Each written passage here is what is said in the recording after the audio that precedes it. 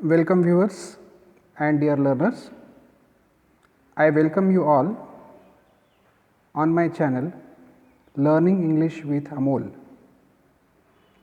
This video is about Standard 11th syllabus, Section 1 Prose, and the article is On to the Summit, we reach the top. This video is about the textual reading and simple explanation. In the earlier part, we learned about Tenzing Norgay's brief information as a writer or as an article writer, and afterwards the first part of the text which we discussed.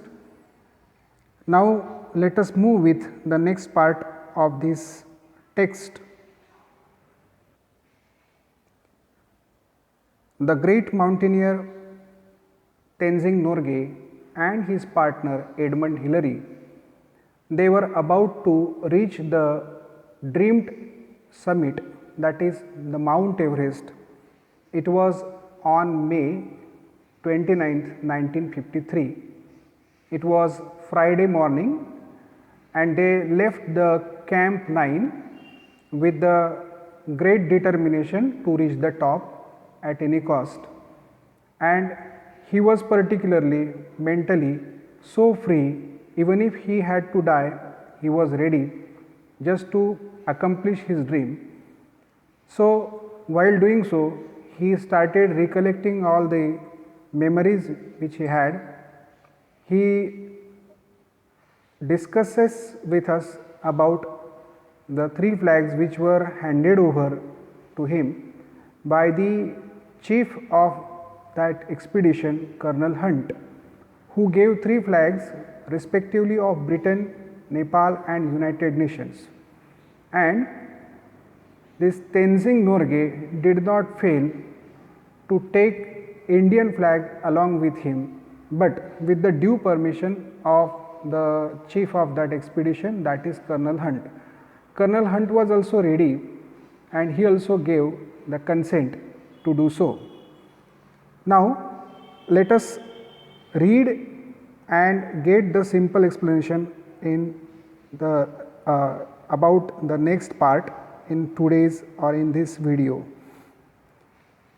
Indian flag. Colonel Hunt said, "By all means I am glad to know that you brought an Indian flag."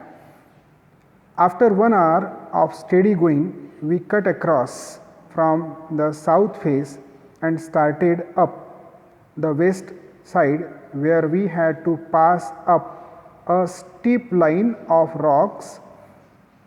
This was slow and difficult. Once we had cleared these, there was nothing barring our way to top but a snow covered incline, sloping less and less as it neared the top. At the outset of this second point, Indian flag, Colonel Hunt said, by all means yes, really, he was very happy that Tenzing was taking the Indian flag along with him. After 1 hour of steady going, it means when they started from camp number 9 for their last destination, that is the summit or the top of the Mount Everest, they started climbing, and after about steady going for about an hour, they cut across from the south face and started up the west side. It means from there they went in the southern direction and later on they took turn towards the west. We had to pass up a steep line of rocks, and that was the very critical and difficult part, where through they had to overcome the rocky part, and which was very difficult one. So obviously it was a very slow and cautious area where through they had to go successfully. This was slow and difficult. Obviously, being very dangerous, very slippery, very steep, they had to walk very slowly as it was the toughest part of that expedition.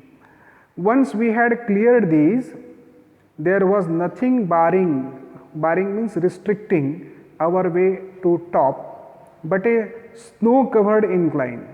Rather, they reached to that location which was absolutely of white, snow covered, or in other words you can say snow clad, sloping lace.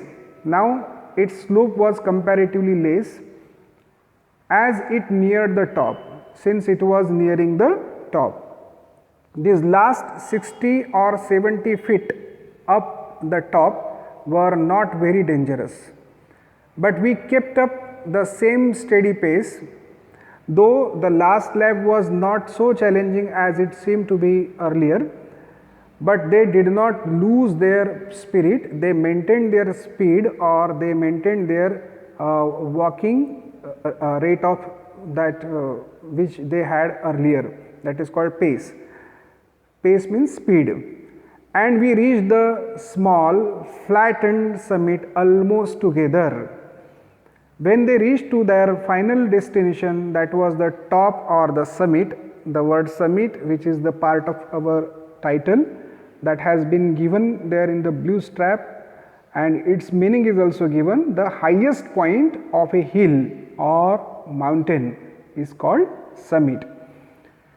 And we reached the small flattened means where that place was absolutely plain like a ground, and they reached there almost together, means not exactly together, but just a fraction of inches they were, one of them was behind, but otherwise it was just a combined task they accomplished. During the last 50 feet from the peak, Hilary and I were moving about 20 feet apart. They were just having the distance of 20 feet from each other. We were tied together with a rope, as we know that they were the partners of each other in that expedition. They had to hold each other with the rope. Most of the time the rope was loose, but when we went over the dangerous ground, we drew it taut. So rope was really making a very effective work there in climbing them up successfully and safely. This rope was a symbol. Yes, indeed, it tied us together. Rope, physically it was tightening them, keeping them steady and safe. At the same time, it was a bond between those two mountaineers who were making the win-win spirit for each other. It tied us together. One could not move without the other. It's a mutual responsibility to accomplish and to make that expedition successful. We were not two individuals but a team. More important thing is here, both felt it was not the individual attempt, but it was a team job they were doing.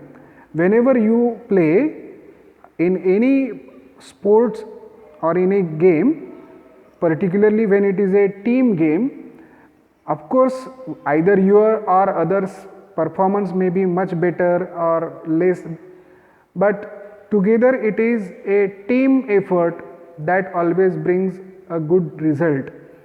That's why the credit always must be given to the entire team, not to a particular person.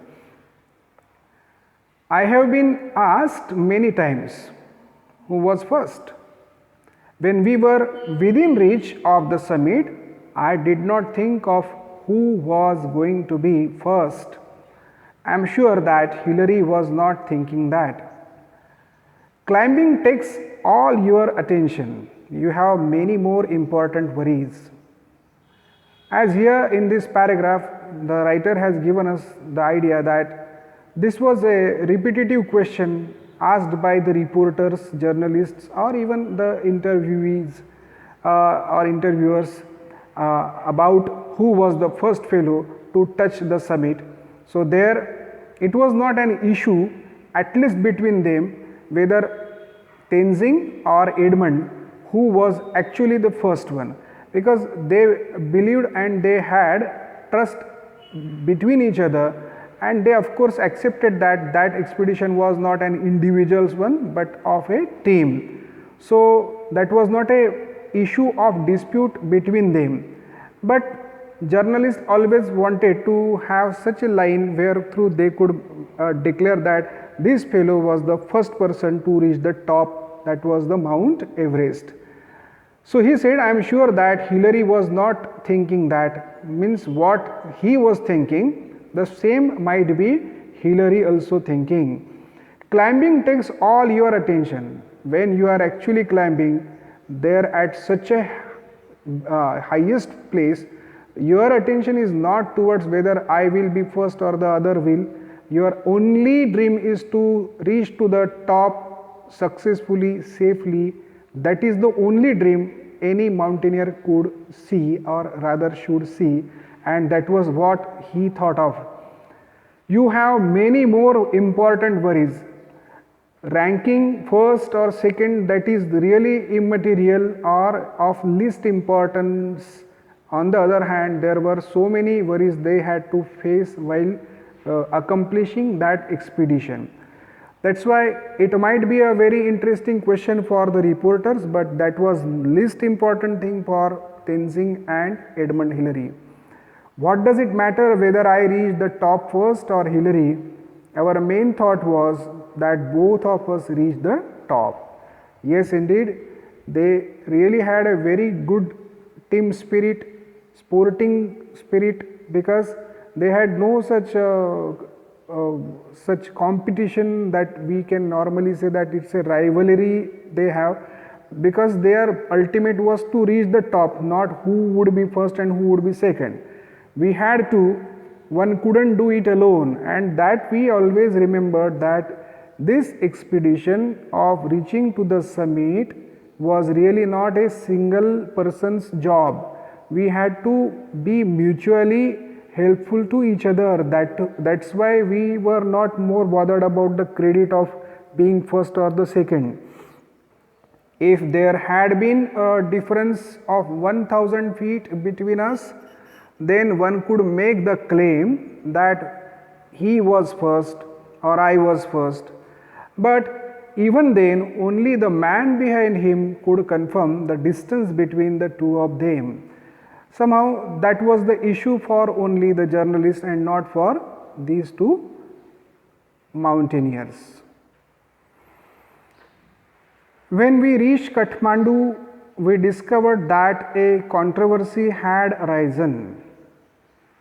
As earlier we discussed about, the controversy actually happened when they reached to the base, that is Kathmandu there in Nepal. Controversy means a prolonged public disagreement or heated discussion on one particular disputed issue. Hillary, Colonel Hunt and I, we had talked it over. We agreed that all the talk was childish. I mean, these three people of the expedition, they denied that whether first or second, that was not an issue between them. They said it was really not a matter of more concern for them, and the discussion the journalist or the media was doing at the time, that was just a childish thing. So we made a pact. Pact means agreement, a formal agreement between individuals or parties, that is called pact, and each of us signed it in the office of the Prime Minister of Nepal. Each one of signed his own statement. I have a copy of Hillary's statement which I carry in my pocket. In short, none of these mountaineers were having any dispute on the issue of whether Tenzing or Edmund were the first or the second to reach the summit.